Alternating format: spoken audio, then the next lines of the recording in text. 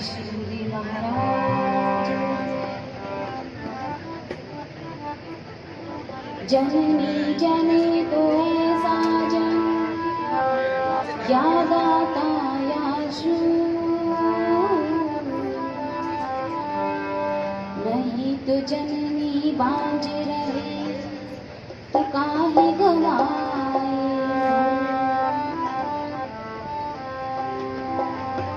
सती जने शूरवीर और बड़े भागन दाता लक्ष्मी जने शब्द जन यही नारी गाथा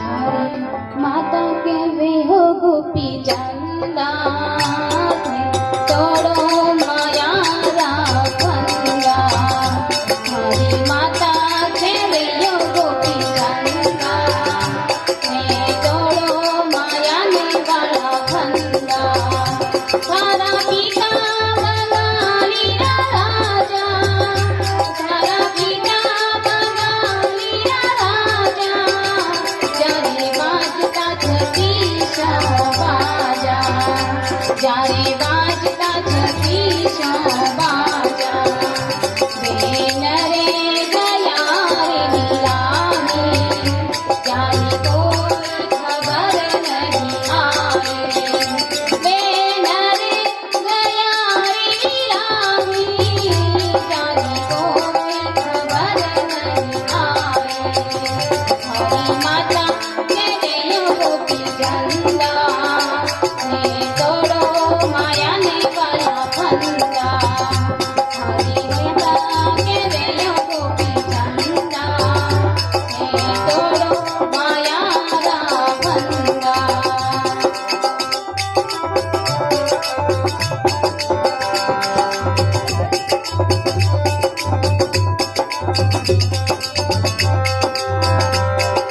लंका पति रावण होए चारों संग को मानता सोए लंका पति रावण होए चारों संग को मानता सोए जाने काले गयो रे गीत गाए जाने कुल में रयो न कोई जाने काले गयो गीत गाए जाने कुल में रयो न कोई हरी माता के वे गोपी चंदा ने तोड़ो माया रा फंदा हरी माता के वे गोपी चंदा ने तोड़ो माया ने वाला फंदा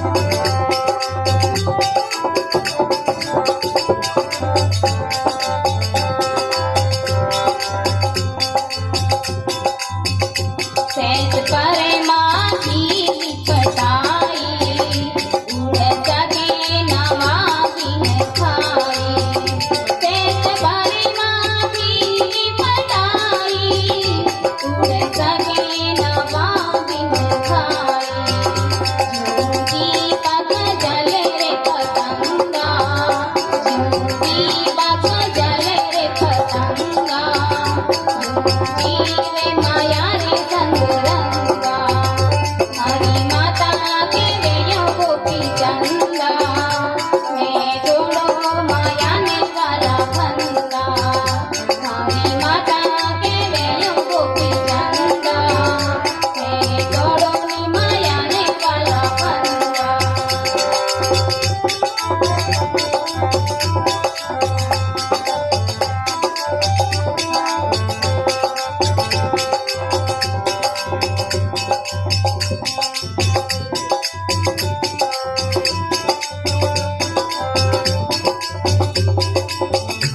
कभी कभी साथी ने माता जितने राखिया चौरासी ने जाता कभी कभी साथी ने माता जितने राखिया चौरासी ने जाता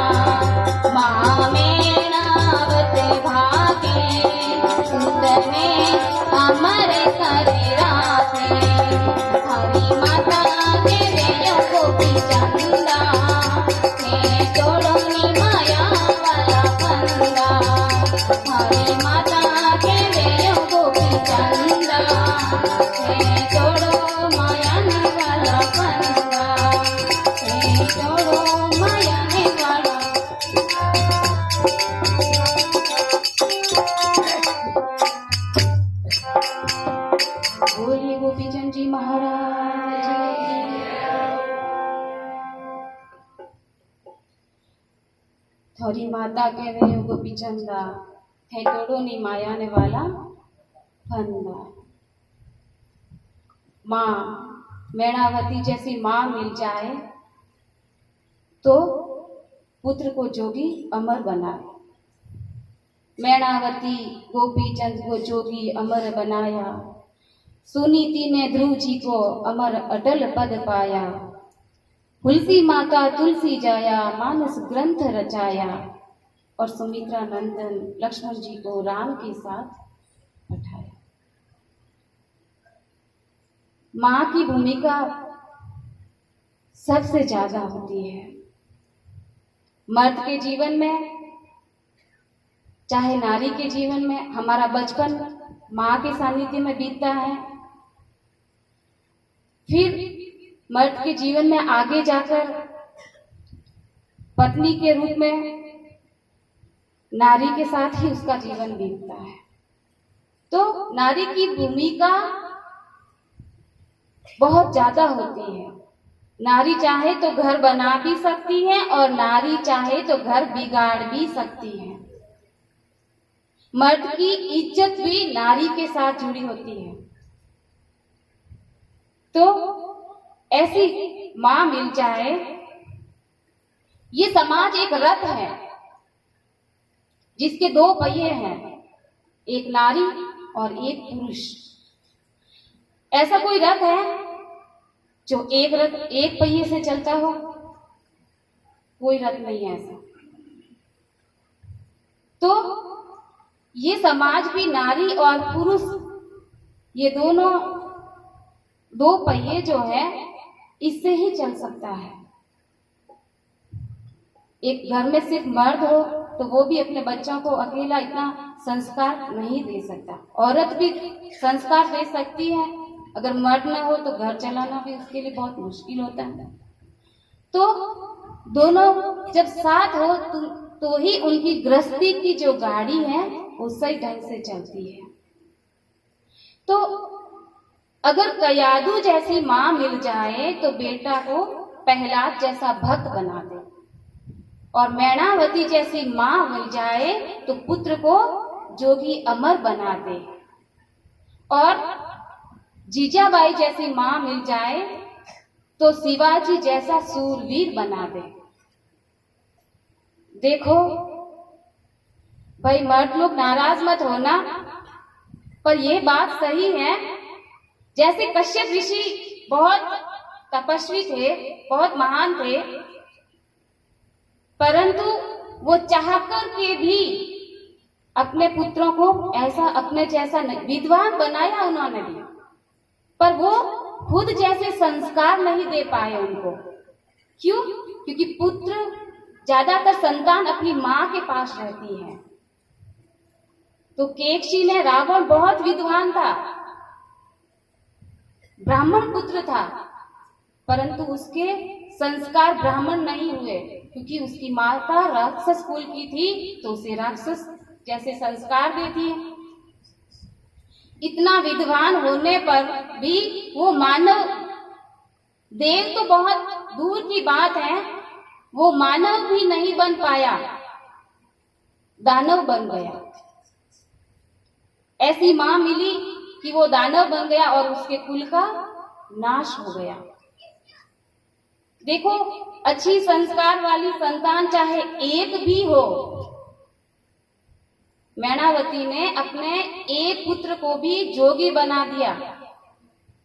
उसे पता था कि ये शरीर तो नश्वर है, एक दिन खत्म होगा। अगर ये भजन करेगा तो एक दिन अमर हो जाएगा।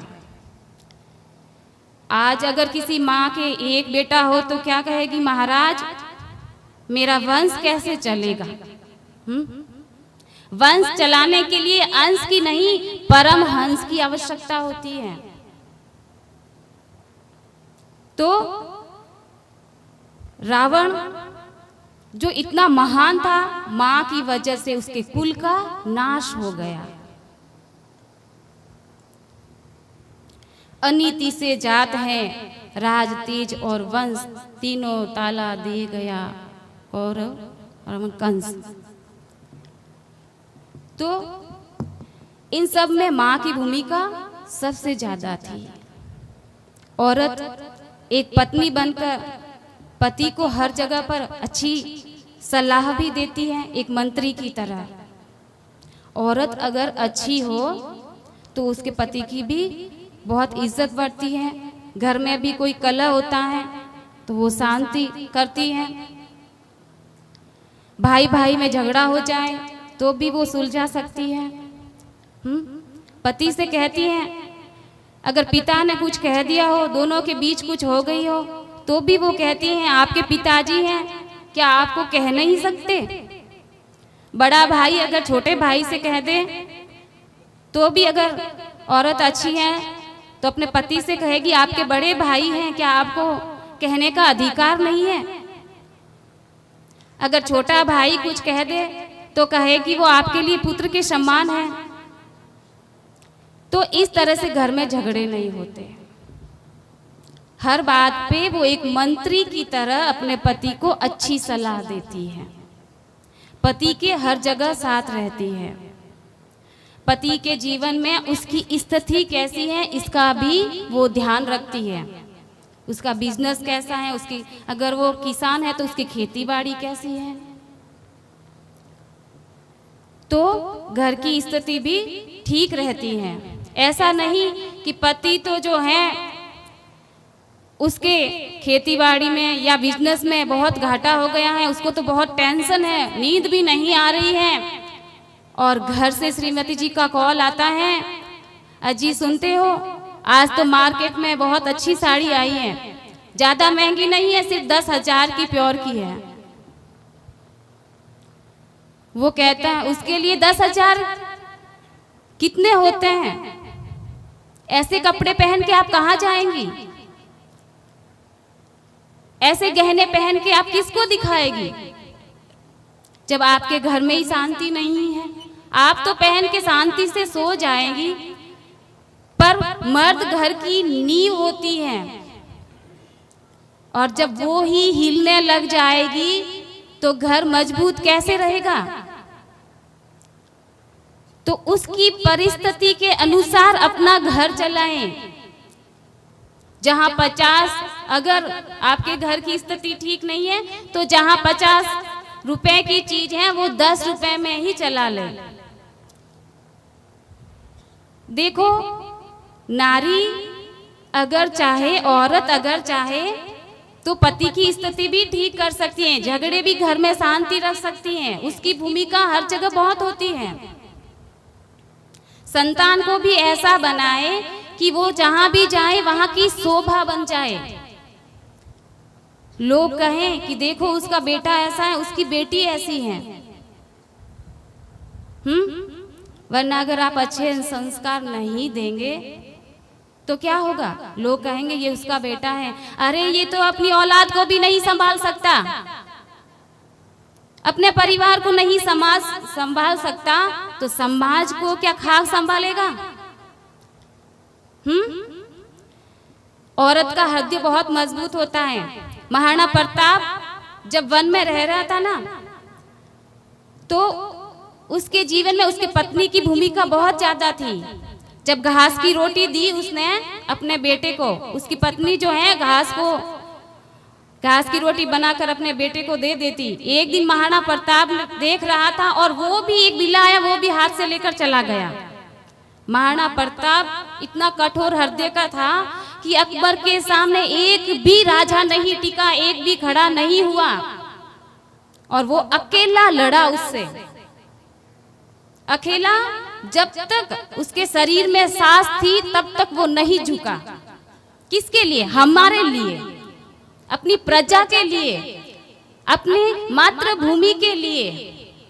परंतु उसके साथ भी उसके पत्नी का सपोर्ट था। जब उसने वो रोटी दी, बिल्ला लेकर गया, तो एक बार तो महाराणा प्रताप का हृदय भी द्रवित हो गया, वो भी टूट गया अंदर से। उसने सोचा मैं किसके लिए ये सब कर रहा हूँ, मेरा एक बच्चा है, मैं उसे रोटी भी नहीं दे सकता टाइम पर, ये कैसा धर्म है। जब वो पीछे हटने लगा तो उसकी पत्नी ने उसको समझाया कि अगर इस तरह से आप हार जाएंगे तो कायरों में आपकी गिनती होगी। तो उसने ऐसा समझाकर फिर से उसे अपने धर्म पर दृढ़ किया। धर्म पर चलना आसान नहीं होता, जितना दिखता है ना उतना आसान नहीं होता, पर इतने दृढ़ बन जाएंगे ना तो पहाड़ भी आपको रास्ता देंगे, नदियां भी उसको रास्ता दे देगी। तो ऐसी पत्नी बनिए, अपने पति से के कंधे से कंधा मिलाकर चलिए। परिवर्तन प्रकृति का नियम है, हमेशा घर की स्थिति एक जैसी नहीं रहती है। घर की स्थिति चलाना, घर का हर काम काज करना औरत का काम होता है। बच्चों को भी अच्छी शिक्षा देना औरत का काम होता है। तो उनको ऐसा बनाए, कभी पिता को ऊंची आवाज में बात न करे, अपने दादा दादी से ऊंची आवाज में बात न करे। अगर ऐसा आप सिखाएगी तो कल वो आपकी भी इज्जत करेंगे। नहीं, आप सोचती हैं क्या है, दादी से कह रहा है, दादी जी ने कुछ कहा होगा, पर ये मत सोचिए हमारा भी समय आएगा। फिर आज उनकी आवाज खुल गई तो कल वो हमारी भी ऐसी ही कदर करेगा। तो केक सी जैसी माता मत बनना, ऐसी माता बनना, नहीं तो कहते हैं 1 लख पूत 1.25 लाख नाती, ता रावण घर रहा दिया न बाती। तो ऐसी बनिए केक सी। एक बार कश्यप ऋषि के साथ माँ पार्वती ने भोलेनाथ से कहा कि आप देखिए, लक्ष्मी जी वैकुंठ में रहती हैं, सरस्वती जी ब्रह्मलोक में रहती है, इंद्राणी स्वर्ग में रहती हैं, और आप तो मुझे पहाड़ों में रखते हैं, मुझे भी तो कभी महल दिखाइए। भोलेनाथ ने सोचा, इनके मन में आज एक महल देखने की इच्छा हुई। उन्होंने सोने का महल बनाया जिसे हम लंका कहते हैं। तो वो वहां लेके गए। पहले उन्होंने कहा रुको, ब्राह्मण को बुलाते हैं, घर में हवन कराते हैं, फिर रहेंगे। तो नारद जी को भेजकर कश्यप ऋषि को बुलाया। कश्यप ऋषि आए तो केकसी ने कहा मैं भी चलूंगी, देखूंगी कैसा महल है। जब वहां आई और सोने का महल देखा तो आंखें फटी की फटी रह गई। देखा सोने का भी कोई महल होता है। फिर जब हवन वगैरह हुआ, दक्षिणा का समय आया, तो भोलेनाथ ने कहा कश्यप ऋषि से कि आपको क्या चाहिए, आपने इतना कुछ किया है, आप एक अच्छे ब्राह्मण हैं, तपस्वी हैं, योगी हैं, तो हमारा भी फर्ज बनता है कि हम आपको आपकी इच्छा के अनुसार दक्षिणा दें। कश्यप ऋषि ने कहा नहीं, मैं नहीं लूंगा, आपकी जो इच्छा हो वो दे दो। क्योंकि वो ब्राह्मण थे, उन्होंने सोचा मेरी भी कोई मर्यादा होती है। पीछे से श्रीमती जी ने टल्ला दिया, अरे आप तो हमेशा मुझे पहाड़ों में रखते हो अपने साथ, अब तो कुछ मांगने का समय आया है, कुछ अच्छा मांगो। उन्होंने कहा नहीं, ये मेरी मर्यादाओं के खिलाफ है। तो उन्होंने कहा आप तो नहीं मांगते, मैं ही मांग लेती हूँ। उन्होंने कहा देखो तुम हमेशा मेरी इज्जत खराब करने पर तुली रहती हो, कम से कम आज तो मत करो सबके बीच। उनके कहने के बावजूद भी उन्होंने भोलेनाथ से कह दिया कि मुझे तो आपका ये बना बनाया सोने का महल ही दे दीजिए। भोलेनाथ ने तो कुछ नहीं कहा, पर माँ पार्वती क्रोधित हो गई और उन्होंने कहा तुम्हें पता है ये मैंने अपनी इच्छाओं से बनाया, मैं तो इसमें अभी तक आई नहीं, रही ही नहीं, और तुमने मुझसे ये मांग लिया। तो उन्होंने क्रोधित होकर श्राप दे दिया कि समय आने पर तेरे कुल का नाश हो जाएगा। तो हम भी अपनी मर्यादा और सीमा में रहकर कोई भी काम करें। और इसी के साथ मैं अपनी वाणी को विराम देती हूँ। बोली सद्गुरुदेव की